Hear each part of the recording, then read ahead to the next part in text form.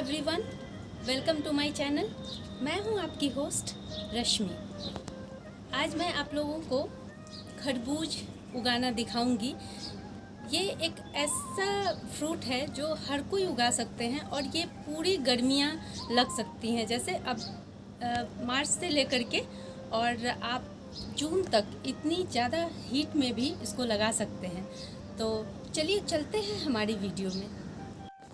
मैंने अपने गार्डन में जितने भी तरबूज और खरबूज उगाए हैं, उनकी बेलें लगाई हैं, वो मैंने फ्रेश फ्रूट से लगाई हैं। जैसे कि मुझे कोई फ्रूट अगर मीठा लग जाता है, अच्छा लग जाता है उसकी क्वालिटी, तो मैं उसके सीड निकाल के रख लेती हूँ और डायरेक्ट जब सीड आपके गीले हों डायरेक्ट ही उसको मिट्टी में लगा देती हूँ और बहुत अच्छे से वो जर्मिनेट भी हो जाते हैं। तो मैं आप लोगों के लिए अभी से 1 सप्ताह पहले मैंने सीड लगा करके रखा हुआ था, वो भी मैं आप लोगों को दिखाऊंगी और ये भी दिखाऊंगी कि कैसे हम इतनी गर्मी में किस तरह से हमें सीड लगाना चाहिए कि वो 100% जर्मिनेट हो। क्योंकि अभी इतना ज़्यादा वेदर हॉट है, तो इसमें क्या होता है कि अगर आप ट्रांसप्लांट करते हैं, जैसे आपने मान लीजिए पहले से सैपलिंग बना के रखा हुआ है और अगर आपने उसे ट्रांसप्लांट किया तो उसके मरने के चांसेस बहुत हो जाते हैं, क्योंकि रूट इस्टेब्लिश नहीं हो पाता है। तो हमें क्या करना चाहिए, ऐसे में हमें इस तरह की बेल लगाने से पहले मिट्टी प्रिपेयर करके जहाँ हमारी बेल परमानेंट चलेगी, जहाँ हमें उसे रखना है, वहीं पे हमें सीड लगाना है। तो इसका ध्यान रखना है। तो अभी मैं आप लोगों को सीड दिखा देती हूँ कि कैसे आप सीड लगा सकते हैं। देखिए, ये फ्रेश खरबूजे के सीड हैं। ये देखें, यहाँ अभी जस्ट मैं इसको निकाल के लाई हूँ, इस तरह के सीड। और यहाँ पे आप देखें, ये मैंने पहले से ये सीड कलेक्ट करके रखा हुआ था, ये ड्राई फॉर्म में है। तो इस तरह का सीड अगर ड्राई फॉर्म में आप लगाते हैं तो इसको पानी में 12 आवर्स के लिए सोक करके रख दें। और ये तरबूज के हैं, इस तरह के सीड होते हैं और इन्हें लगाना कैसे है वो भी मैं आप लोगों को दिखा देती हूँ। पहले हम इस तरह की बेल के लिए मिट्टी तैयार करेंगे, क्योंकि ये फ्रूट प्रोड्यूस करते हैं तो हमें बहुत अच्छी और हेल्दी मिट्टी बनानी है। यहाँ देखें, मेरी मिट्टी तकरीबन रेडी है, लेकिन फिर भी मैं आप लोगों को दिखाने के लिए यहाँ रखी हुई हूँ कि मैं क्या करती हूँ ऐसा। तो जब भी हम खरबूज लगाएंगे तो हमें हाफ मिट्टी में, जैसे कंपोस्ट या आपके पास, ये देखिए मेरे पास बहुत अच्छी, ये बहुत पुरानी सी काउडंग मैन्योर है, तो या तो हम ये ले सकते हैं या फिर हम जो भी अवेलेबल कंपोस्ट है वो ले सकते हैं। लेकिन रेशियो हमें क्या रखना है, हाफ 50-50 रेशियो रखनी है। तो इससे हमारी मिट्टी इतनी रिच हो जाएगी कि हमें बार बार फर्टिलाइज नहीं करना पड़ेगा, आपको आराम से फ्रूट मिलता रहेगा। और जब आपकी बेल फ्रूटिंग करनी बंद कर देगा, उसके बाद फिर से हम उसको अच्छे से कट करके और अच्छे से रिवाइव करके फिर से कंपोस्ट ऐड कर देंगे। तो बहुत ही सिंपल सा तरीका मैंने डेवलप किया है, जिसमें मैं बार बार, इतने सारे प्लांट को मेंटेन करना मुश्किल होता है, तो बार बार हमें इस तरह के झंझट में ना पड़ना पड़े, इसलिए हमें पहले से ही तैयारी कर लेनी चाहिए। तो मेरे पास देखें, आप जैसे खरबूज या तरबूज कुछ भी लगाते हैं तो उसके लिए बड़ा कंटेनर चूज़ करें। और मेरे पास यही अवेलेबल था, इसलिए मैंने आप लोगों को दिखाने के लिए ये लिया है, लेकिन आप इससे बड़ा पॉट भी सेलेक्ट कर सकते हैं। तो ये मेरी खाद मिली हुई मिट्टी है, लेकिन फिर भी मैं इसमें थोड़ा ये काउडंग मैन्योर मिलाऊंगी। आप लोग 50-50 का रेशियो रखें।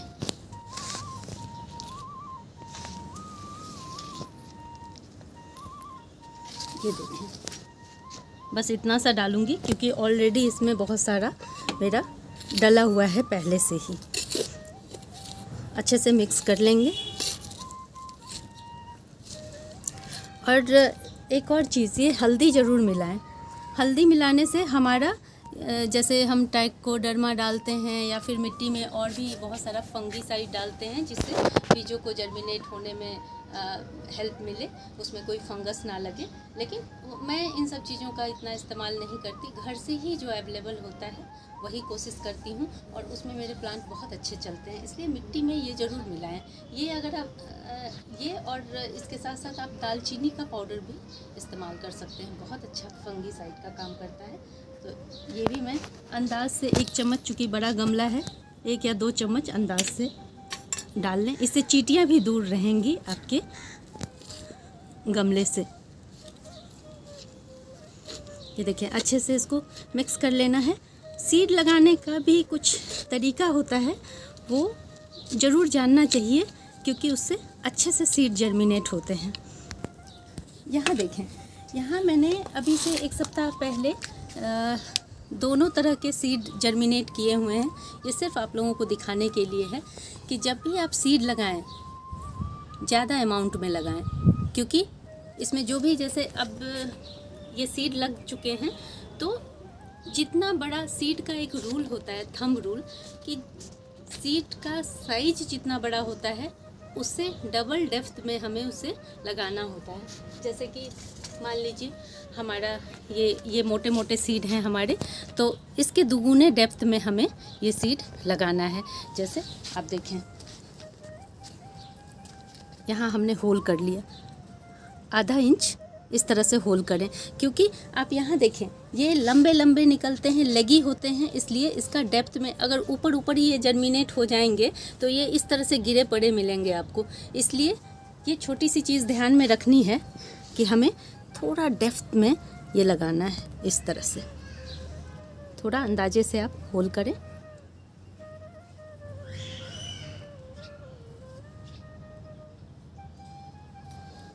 देखें, मैंने 4 प्लांट लगाए हैं। आप ज़्यादा भी लगा सकते हैं, बाद में हम इसकी थिनिंग कर लेंगे। अब ये खरबूजे का बीज है। एक और चीज़, आप कैसे पहचानेंगे कि हेल्दी कौन सा सीड हेल्दी है? तो इसमें जो मोटे मोटे सीड आपको दिखें उन्हें ही रखें।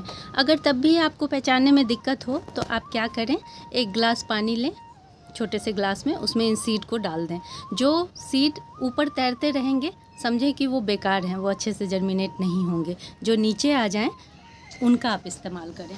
तो अब इसे भी लगा दूंगी। मैंने इसमें दोनों तरह के सीड लगाए हुए हैं, तो मैं यहाँ ये भी 3-4 प्लांट एक साथ लगा दूंगी बस। और इसमें से मुझे जो भी हेल्दी प्लांट दिखेगा मैं 2 रखूँगी और बाकी सब मैं हटा दूंगी। तो आप लोग भी ऐसे ही करें। और इतनी गर्मी है कि आप देखेंगे कि 1 सप्ताह के अंदर ये जर्मिनेट हो जाते हैं। और मैं इसमें से निकाल के इसको किसी दूसरी जगह ट्रांसफ़र नहीं करूँगी, नहीं तो हमारा बेल नहीं चलेगा।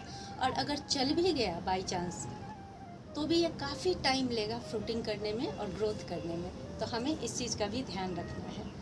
और अब इसमें पानी दे देना है अच्छे से। ये हमारा रेडी हो गया। मिट्टी फुल सन में रखना है, रोज़ दिन मिट्टी मॉइस्ट रखनी है इसकी, क्योंकि हमारा ये जो बेल है ये फ्रूट प्रोड्यूस करेगा। तो इसे कभी भी ऐसी स्थिति में नहीं आना है कि इसके पत्ते श्रिंक कर गए। इससे इनका हार्मोन डिस्टर्ब होता है और फिर वो लंबा टाइम लेते हैं फ्रूटिंग करने। अच्छे से वाटरिंग कर देना है इसमें, और हर दिन वाटरिंग नहीं करनी है, क्योंकि हमारा बीज वैसे सड़ जाएगा ज़्यादा वाटरिंग करने से। जब भी हमें लगे कि ऊपर का मॉइस्चर, जैसे आप यहाँ देखें इसका मॉइस्चर बिल्कुल ख़त्म हो गया है, तो अब हम इसमें हल्का सा बस इस तरह से पानी डालेंगे। बहुत तेज़ सावर नहीं करना है, बस हाथ से, हल्के हाथ से ऊपर का टॉप सॉइल जस्ट हल्का सा गीला कर देना है, नहीं तो हमारा ये इतना नाजुक है स्टेम कि ये गल जाएगा। आप देखें, मैंने जो बेल लगाई हुई थी पहले से, जो मैंने आप लोगों को दिखाया भी था, उसमें देखें इस तरह से छोटे छोटे बहुत सारे खरबूजे आ रहे हैं, बहुत सारे। और यहाँ भी आप देखें ये खरबूजे छोटे छोटे बन रहे हैं। और यहाँ भी इस तरफ भी देखें, इस बेल में ये छोटे छोटे खरबूजे हैं जो डेवलप हो रहे हैं। मैं आप लोगों से एक और बात कहना चाहती हूँ कि आप कैसे आइडेंटिफाई करेंगे कि मेल फ्लावर कौन सा है और फीमेल फ्लावर कौन सा है। अगर आप इसको बालकनी में लगाते हैं, 4 घंटे की धूप आती है तो भी आप बहुत अच्छे से इसको ग्रो कर सकते हैं। लेकिन बालकनी में एक प्रॉब्लम आप लोगों को होगी कि बीज नहीं आते। जैसे मान लीजिए आपके पास बहुत सारे प्लांट नहीं हैं तो बीज नहीं आती, पॉलिनेशन में दिक्कत होती है। तो वैसे सिचुएशन में हम हैंड पॉलिनेशन भी कर सकते हैं। वो भी मैं आप लोगों को एक अंदाज़ा दे देती हूँ कि कैसे हैंड पॉलिनेशन करना है। ये देखें, ये आप यहाँ पे जो ये फ्लावर देख रहे हैं, इसमें ये स्टेम, पतली सी स्टेम जा रही है, तो ये मेल फ्लावर है। और जो फीमेल फ्लावर होती हैं वो कुछ इस तरह की होती हैं। यहाँ देखें, ये फीमेल फ्लावर में इस तरह का उभरा हुआ ओवरी, ये फूला हुआ पार्ट होता है और उसके बाद फ्लावर लगे होते हैं। तो आपको क्या करना है, मेल फ्लावर को ऐसे तोड़ लेना है।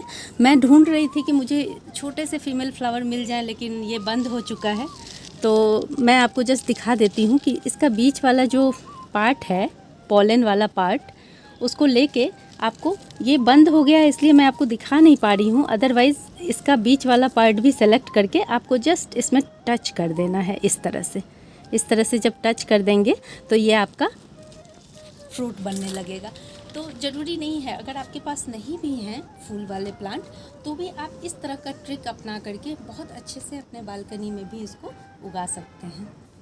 आप यहाँ पे देखें, यहाँ भी बहुत सारे खरबूजे बन रहे हैं इस तरह से छोटे छोटे। ये बहुत जल्दी बड़े हो जाते हैं, 1-2 दिन में ही इनका आकार बहुत बड़ा हो जाता है। यहाँ भी देखें, इस तरह के पता नहीं अंदर में न जाने कितने सारे फ्रूट डेवलप हो रहे हैं।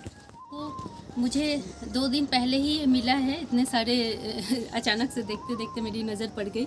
ये देखें कितना बड़ा हुआ है और काफ़ी हेल्दी है। ये खरबूज आप देख सकते हैं, ये देखें बहुत ही सुंदर और बहुत बढ़िया। और ये मुझे लगता है 10 दिन में रेडी हो जाएगा हार्वेस्ट करने के लिए। तो इस तरह से आप ज़रूर उगाएं, बहुत कम मेहनत में ये बहुत अच्छा इजी ग्रोइंग प्लांट है।